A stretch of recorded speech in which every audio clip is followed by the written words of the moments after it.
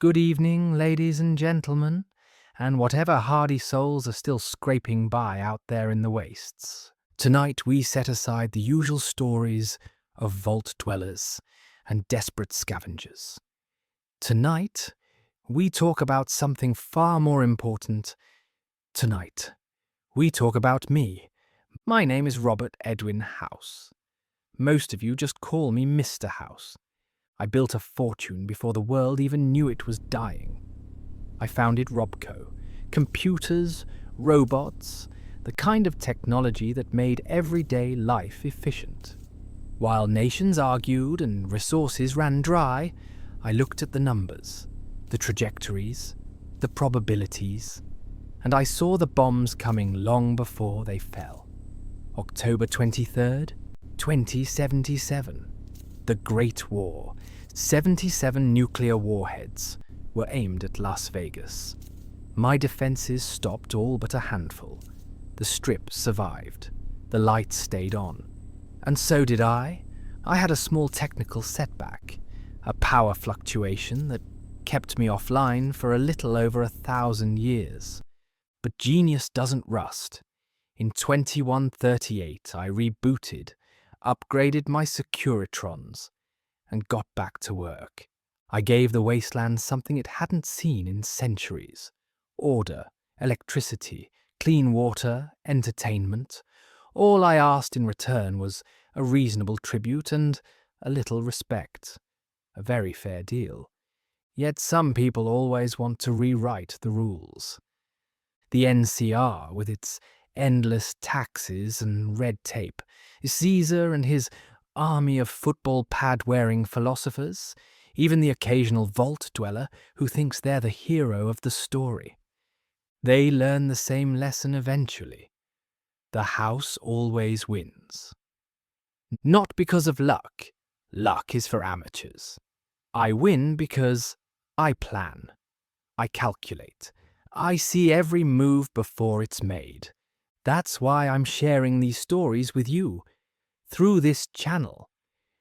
Brought to you by my capable associate, Mr. C. Keller.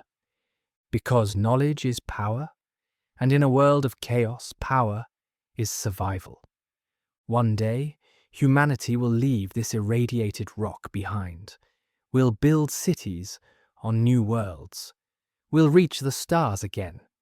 And when we do, it'll be under my banner. If you want to be part of that future, if you want to stay ahead of the game, subscribe now. Hit the bell. Consider it your personal early warning system. Good evening, ladies and gentlemen. And to those of you listening from the shadows of crumbled highways or the flickering glow of a salvaged terminal out in the wastes. Tonight we step away from the familiar tales of vault dwellers and desperate wanderers. Tonight I draw back the curtain, just a fraction, and speak of someone whose name is whispered with both fear and fascination across the Mojave. Tonight we speak of me. I am Robert Edwin House, to most simply Mr. House, a name that once appeared on the sides of skyscrapers and the letterheads of empires, a name that still carries weight, even in this age of dust and mutation. Long before the sky burned, I saw patterns where others saw only chaos. While the world exhausted itself in petty wars over the last drops of oil, I built something enduring. RobCo, computers that thought faster than men, robots that worked without complaint, systems that could predict, with chilling accuracy, what human beings would do next. Because human beings are, at their core, predictable. I studied the trajectories, not just of missiles, but of nations, of economies, of human desperation itself. The mathematics were unambiguous. Collapse was not a possibility. It was a certainty. The only variable was the date. So I prepared, quietly, methodically. While others built fallout shelters for their families, I built defenses for an entire city. Las Vegas, my city, was to be preserved, not out of sentiment, but because it represented something rare, a place where humanity could still aspire to elegance amid barbarism. October 23rd, 2077, the day the world ended for most. 77 warheads fell toward my desert jewel. My systems intercepted all but a handful. The Strip's lights did not go out.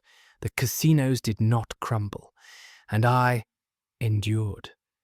There are those who believe I perished that day. Others claim I was merely delayed. A minor interruption in power, a brief hibernation lasting centuries. Let us say only that certain contingencies required time to resolve themselves. When I reawakened in 2138, the world I had known was ash and rumour. Yet the lucky 38 still stood. My Securitron still waited, and the game resumed. I offered the wasteland something it had forgotten how to dream of: order without tyranny, prosperity without chaos, electricity, clean water, entertainment under bright lights.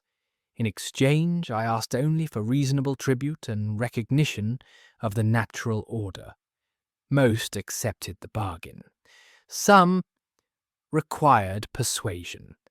The NCR speaks of democracy while drowning in bureaucracy. Caesar cloaks slavery in the rhetoric of history. Both believe they can impose their vision by force. They fail to understand that true control is not taken. It is engineered, layer by invisible layer, over decades. I do not rely on armies. I rely on calculation, every variable accounted for, every contingency prepared. The house does not win because it is lucky. The house wins because it has already seen the river card before the hand is even dealt. And yet, there are details I have not shared. Projects begun before the war that remain sealed beneath the Strip. Alliances forged in secret. Technologies that even RobCo's board never knew existed. Some doors remain closed for a reason. But those are stories for another time. For now, know this: humanity's future is not in the past's ruins, nor in the fantasies of republics or legions. It lies ahead, beyond this irradiated cradle, among the stars, new cities, new worlds, a new Vegas, grander than the last. And when that future arrives, it will bear my signature. This channel, crafted with the assistance of my capable associate, Mr. C. Keller, exists to remind you that knowledge is the only currency that never devalues. Listen closely. Learn the value of foresight. Prepare yourselves. If you wish to remain informed, if you wish to stand on the winning side when the next hand is played, subscribe.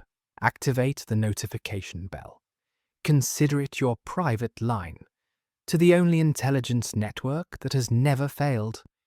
Because in the grand casino of existence, the house always wins.